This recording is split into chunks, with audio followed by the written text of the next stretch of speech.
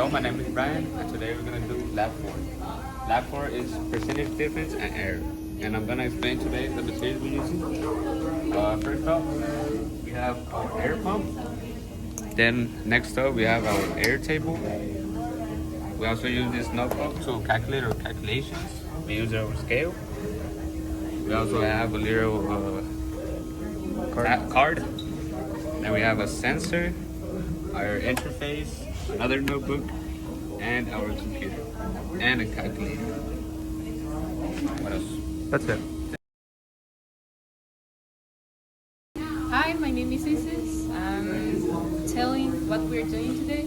And today for this project, we're doing the same thing that last project. Today we're calculating the position, the acceleration from the position graph, from the velocity graph, and the acceleration graph.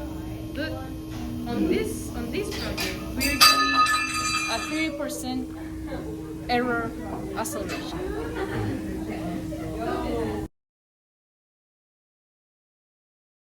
Hi, my name is Marco Morales, and today I'm going to explain you the difference between last lab and this lab. So we have the old values that are from last lab. We have that the hanging was 18 grams and the card mass was 196.5 grams. Then we have that our theoretical acceleration was negative 0.823. So what the teacher told us is that we had to do another acceleration but with a 30% of difference. So that's what we did. We multiplied this acceleration by 0.70 to make it that difference, and we get negative 0.5761 meters per second squared. So what's next is that we need to change the grams of the hanging because we have to reach to this target acceleration. So what we did is change from 18 grams to 12 grams to make to this acceleration. The rest it was going to be the same, and we create that new theoretical acceleration by. So as I was saying, the formula that we did it was that one, the theoretical acceleration arc, and we tried to get the value of the weight.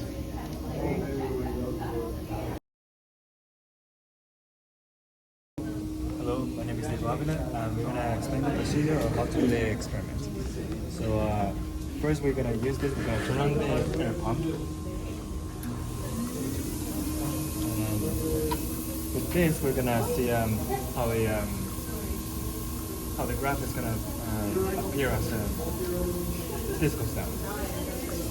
We have Melanie here. And then I'm going to click here in record to get the graph of the acceleration of our car.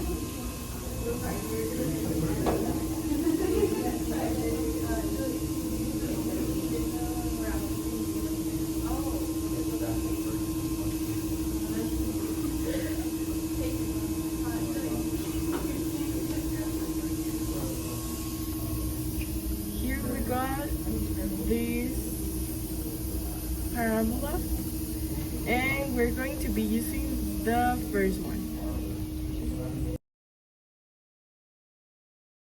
Well, my name is Melanie, and I'm going to be explaining our graph. First, we're going to select these first 2 points to get our initial velocity here in the multiple coordinates. And then we have the other one here. And then the last 2 to get our final velocity.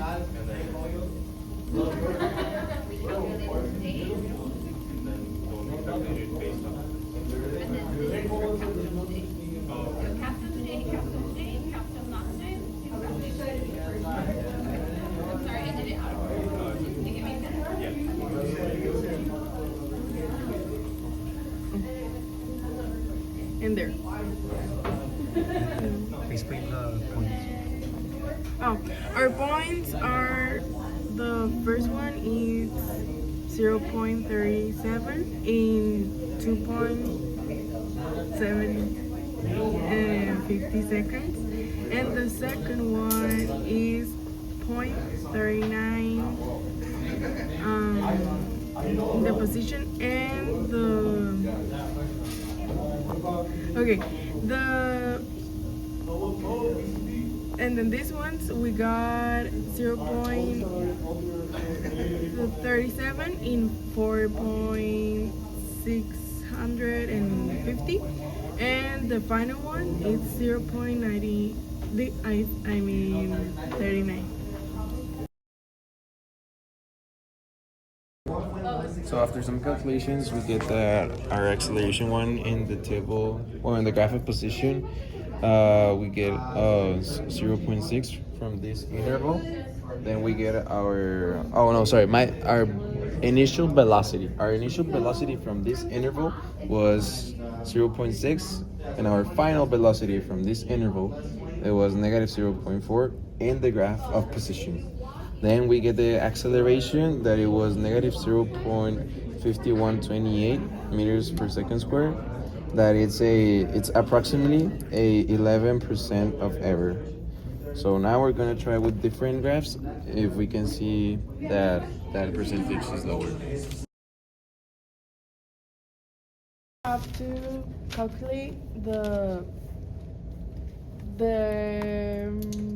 Slope.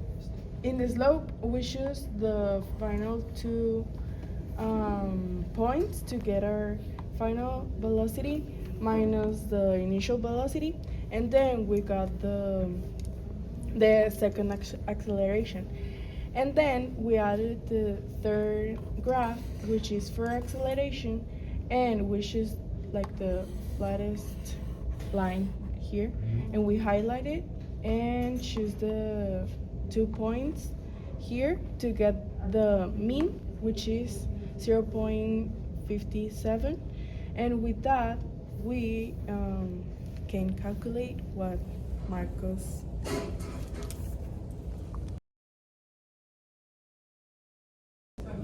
So we get stuck a little bit on the velocity graph, but now that we have it, so we have our velocity graph right here. These are the intervals.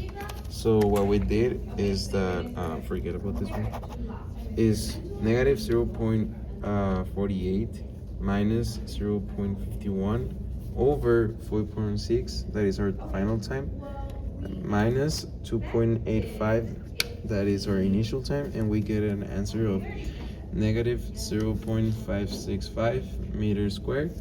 That's good because it gives us a percentage of error of 1.92. So just to end the calculations, as you can see right here, we get the mean of the acceleration graph. Then we get on the percentage error, we had a 1.05. Okay, but to get our velocity information, we you should have to add another graph and put here the velocity instead of position, and then you choose the 2 points closer to the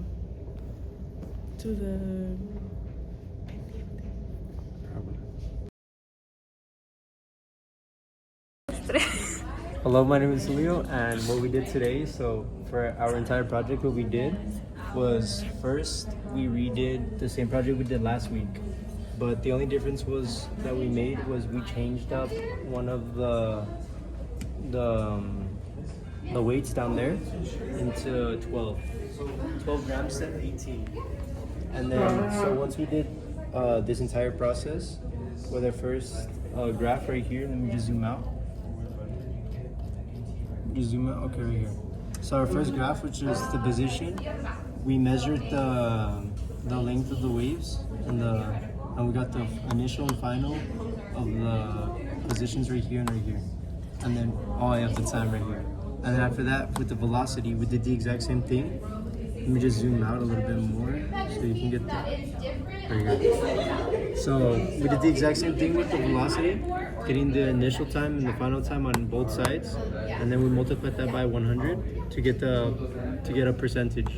And then for this one, just for this bottom one, we just highlighted all of this, and which gave us a mean of negative 57, a negative 0.57, and then so these were our final error percentages. So for our A1, our final percentage was 3.98%. Our A2 was 1.92%, and our A3 was 1.05%.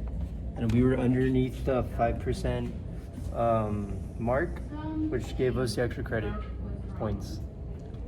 That's it.